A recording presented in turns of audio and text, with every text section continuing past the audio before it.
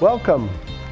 This is a special segment show, part 2 on 20th century Russian poetry. This book is in the Westbrook Library, and Lou Daniels dug it out for me, and I've been buried in it for a month.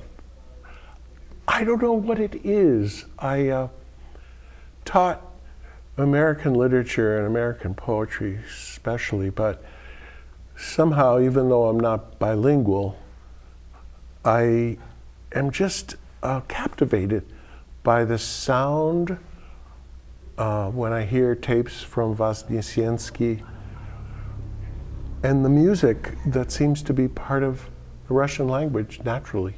For example, Three Sisters, Chekhov's. Mm-hmm. In the play, it's to Moscow, they opine, to Moscow. But in Russian, it's v Moskvu, the oo sound, v Moskvu. So that's the stuff that doesn't come through, right? Sounds like. And yet we've got bookends here. We're doing a show that has Brodsky, kicked out of the Soviet Union, Nobel Prize winner, fully American in the last 20 years of his life, and fully in command of the English language. And at the beginning, we've got, of the 20th century, Anna Akhmatova, who is in a sense the Pushkin of the 20th century. Alexander Pushkin, of course, is the national poet who started the whole thing off. So, it's Christmas. And Brodsky's got a really wonderful poem about Christmas. Okay, it's called Star of the Nativity. In the cold season, in a locality accustomed to heat more than to cold, to horizontality more than to a mountain, a child was born in a cave in order to save the world. It blew as only in deserts. In winter, it blows athwart. To him, all things seemed enormous: his mother's breast, the steam of the ox's nostrils, Caspar, Balthazar, Melchior, the team of Magi, their presence heaped by the door ajar. He was but a dot, and a dot was the star. Keenly without blinking, through pallid stray clouds, upon the child in the manger from far away, from the depth of the universe, from its opposite end, the star was looking into the cave, and that was the Father's stare. Wow. And I kind of cut off the date at the end there. Yeah, I can't read it. But I think from the sound of it, it definitely is 1993, 4 or 5. He passed away in 96. Oh, okay. At 56, born in 1940. He knew he had cardiac issues and heart problems early on. But he just barreled through. He's got a range. Oh, what a range he's got. Traveling as a 19-year-old in the steppes of Central Asia on government work, and also independently, where he had to live by his wits. And he's got a couple of poems about sounds in the night on the open steppe. Imagine 19, the initiative. He impresses me as the fellow with the courage of a real scientist and a poet, basically. He also, as he approached the end of his life, had a lot of thoughts on the women he has loved, and also on his impending mortality and coming end. This one is called In Memoriam. The thought of you is receding like a chambermaid given notice. No, like a railway platform with block-lettered Dvinsk or Tatras. But odd faces loom in, shivering and enormous, also terrains only yesterday entered into the atlas, thus filling up the vacuum. None of us was well suited for the status of statues. Probably our blood vessels lacked in hardening lime. Quote, our family, you'd have put it, gave the world no generals or count our blessings great philosophers, end quote. Just as well, though, the Neva's surface can't afford yet another reflection, brimming with mediocres. What can remain of a mother with all her saucepans in the perspective daily extended by her son's progress? That's why the snow, this poor man's marble, devoid of muscle power, melts, blaming empty brain cells for their not-so-clever locks, for their failure to keep the fashion in which you, by putting powder on your cheek, had meant to look forever. What is left is to shield the skull with raised arms against idle glances, and the throat with the lips non-stop. She has died, while cities rip the retinal sacks with lances, clanging loud like the returning empties. What an image to end with. Right, The bottles, empties of the bottles and soda cans rattling. Again, I say that courage to look mortality in the eye and bravely, courageously describe the experience. Mm-hmm. Brodsky ends the richness of the 20th century. We're lucky to have had him and to have him write in English. Obviously, his command of English just sings in there. Not sings as musically as he does in Russian, but certainly in English. And then back to Anna Akhmatova. Had you heard of her? No. She is quite the lady. I ran into her in a wonderful poster, an art poster by Modigliani. And he is quite the painter who elongates feminine figures in the most beautiful, ecstatic way. He did her in 1909 in Paris. She's recumbent on one of those 18th century Josephine-like empire couches. Long, long recumbent look as a beauty that she was famously. I've got a little intro here. She was born in 1889, okay, and lived to 1966. So I was walking the streets of Petersburg, Leningrad in 61 near the Fontanka, and I'm imagining that I passed her by just in my imagination. But it's a really wonderful feeling. I could have been on the same street. Her second book, Chetki, Rosary, 1914, was by far her most popular. By the time the volume was published, she had become a favorite of the St. Petersburg literary beau monde and was reputed for her striking beauty and charismatic personality. She exuded an aura of mysterious charm and sadness that drew scores of admirers.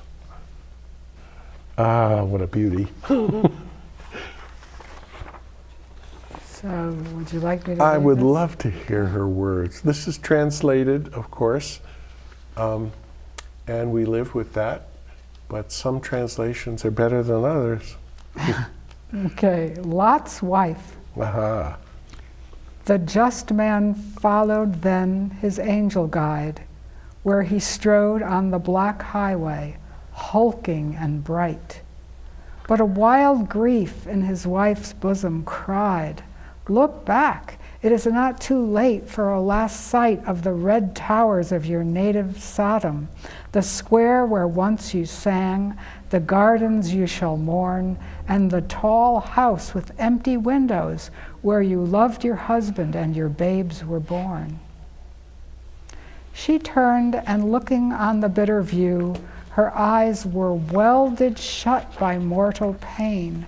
In transparent salt her body grew, and her quick feet were rooted in the plain. Who would waste tears upon her? Is she not the least of our losses, this unhappy wife? Yet in my heart she will not be forgot, who for a single glance gave up her life. That is very romantic. It is very romantic. And it's also, as we say, stylistically displaced because of her personality.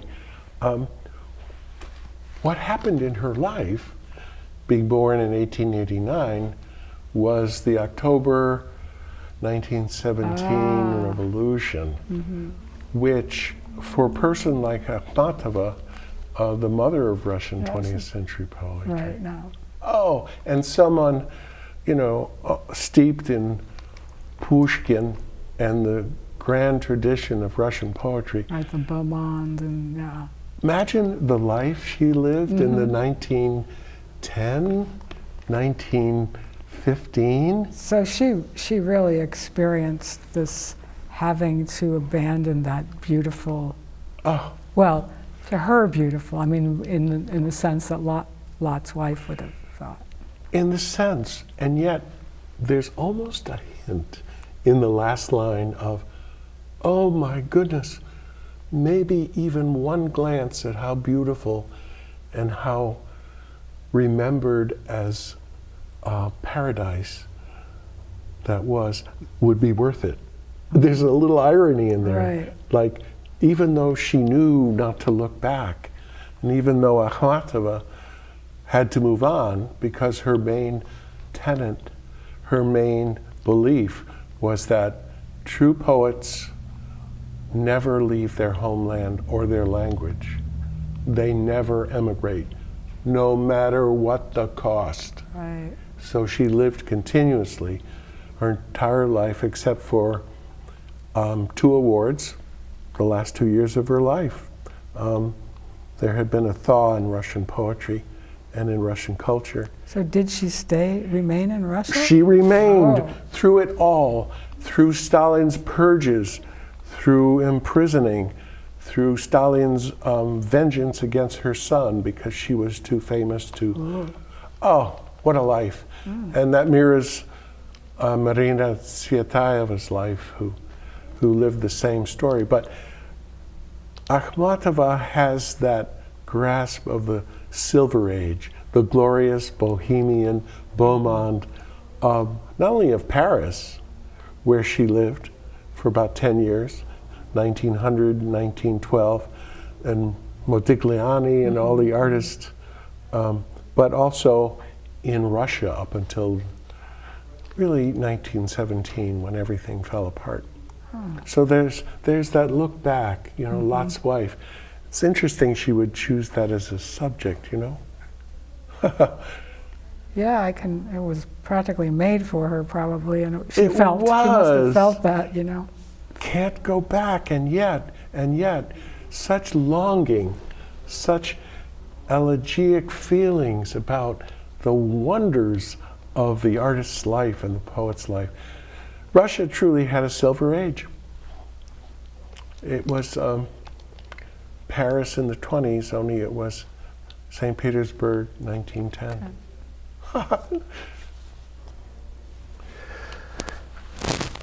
I think Akhmatova deserves the place she's earned. She wrote a poem called Requiem, which is, I think, the most powerful poem I know in English translation Ooh. by any poet. Because let's face it, when this comes along, the poets who are established have nowhere to go, especially if they refuse to emigrate. About half of them emigrated. But she's faced with the repression and really the death knell of her creative freedom. So what to do? In fact, both she and Pasternak couldn't write for 15 years during the terror and had to resort to translation and writing children's books. They simply couldn't even put pen to paper on their own creative poetry. Oh my goodness. That's how close the Axeman was. For whatever the terror is, and yet under that pressure, in that crucible of pain and agony, sometimes a diamond is produced because of the pressures. Mm-hmm. I'm going to introduce Akhmatova a little more tenderly with Pasternak, who was really her best friend, and in many ways a co-inspirer, co-creator. You remember Dr. Zhivago. Right, that's what I told you before the show. I said my knowledge of Russia is pretty much Dr. But it's so comprehensive in Dr. I mean, all Zhivago. I know about Russia now is no collusion and, nesting, all the nesting dolls that, were hiding. The nesting dolls, yes. But that's a great image. But I was, I do remember Dr. Zhivago seeing the film first and then, of course, reading it because had to do that. Had to do that. He was offered the Nobel, had to refuse it for Dr. Zhivago. I didn't realize that. Oh, wow. painful. 59. And what could he do? He wrote. So he wrote poetry that's in the book, right? Yeah, that's right. It's in the book. Hamlet. From Zhivago poems from the novel Dr. Zhivago. Hamlet. Why Hamlet? The noise dies down. I have appeared. I listen, standing on the stage in what the distant echo try to hear what is to happen to this age. 1,000 opera glasses, near and far, level at me the blackness of the night. If it be possible, O Abba, Father, then let this cup to pass me by. I love your stubborn plan and am content to play the part reserved for me. But the drama acted now is different. So this time, Father, let me be. But the sequence of the acts is planned with care and inescapable. The destined goal, I am alone. The Pharisees subdued the rest. The road through life is not a country stroll. Oh my God, with Stalin as your father? Or as Hamlet with Stalin for a father? Oh, the joy. I mean, the journey through life is not a country stroll.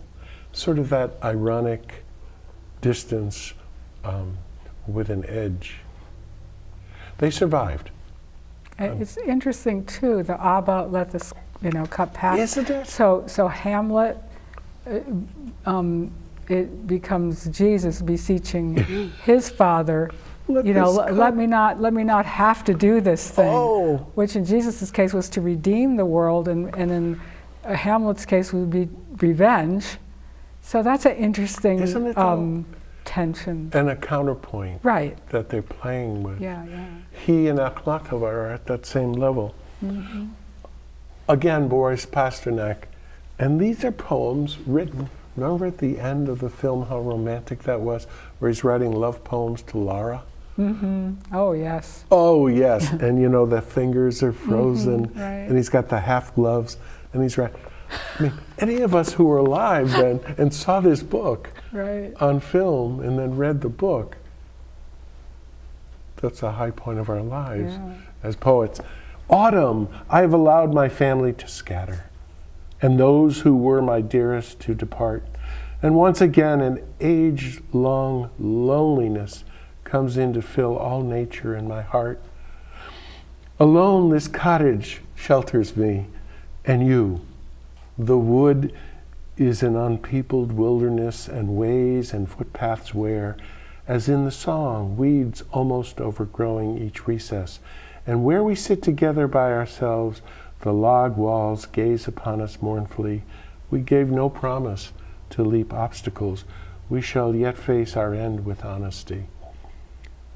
At 1 we'll sit, at 3 again we'll rise, my book with me, your sewing in your hand. Nor with the dawning shall we realize when all our kissing shall have had an end. You leaves more richly and more recklessly rustle your dresses. Spill yourselves away and fill a past day's cup of bitterness, still higher with the anguish of today. All this delight, devotion, and desire, we'll fling ourselves into September's riot. Immure yourself within the autumn's rustle entirely. Go crazy or be quiet.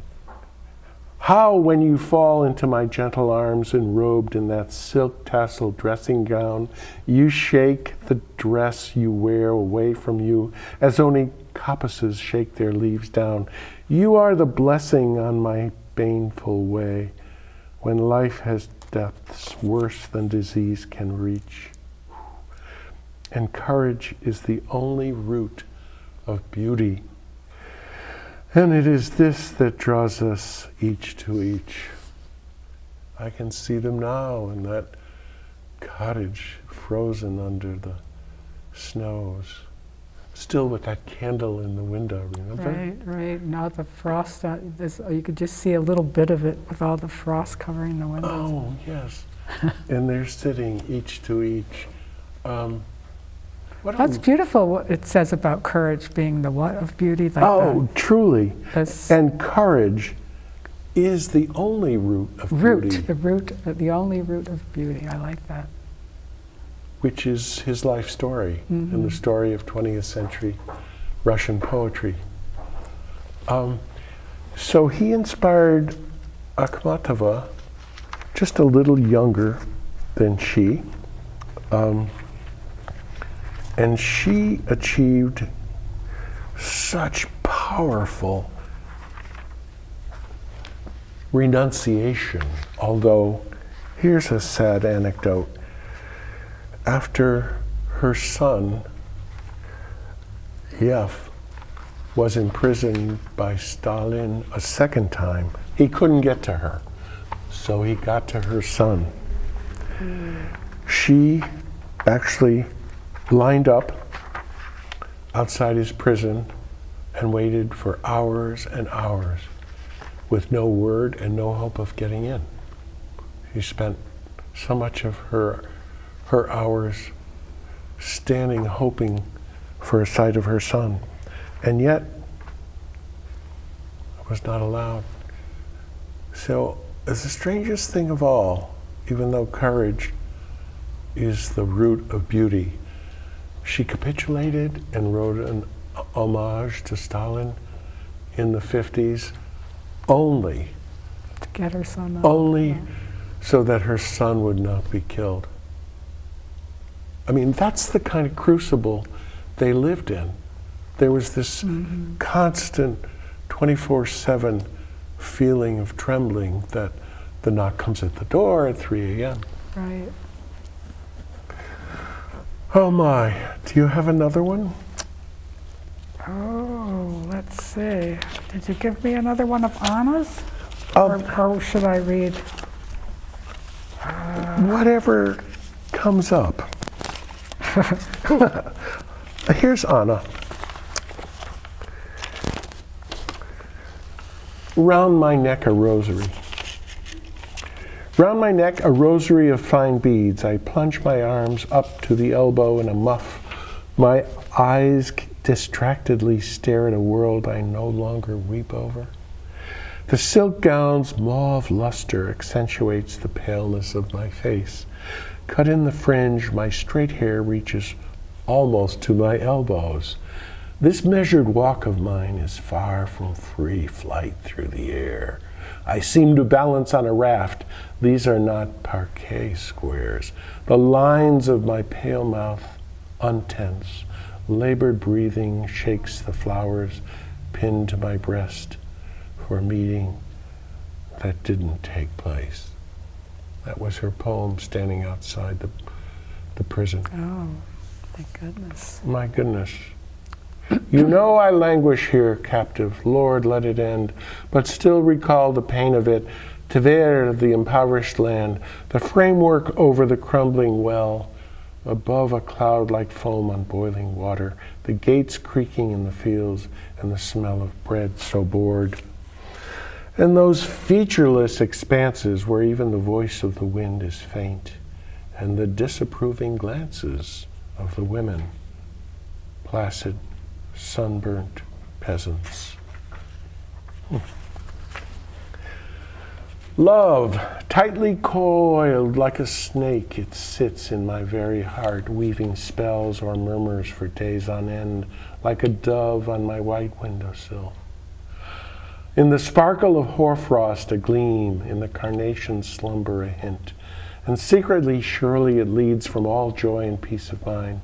It can sob so seductively, sigh in the violin's yearning prayer, and it happens a stranger's smile fills me with a sudden fear. It corrodes and corrupts everything that under the axe of Stalin. Right, and of course the USSR is gone, but Russia's now run by KGB member, right? My gosh, how interesting. You know, this is 1918 again, in many ways. Well, it's an interesting thing about history. Isn't it though? Yeah. But to be so circular within the 100 years, Yeah. it's just stunning to me. Thank you for listening to Well, thank you. Akhmatova's weeping in poetry.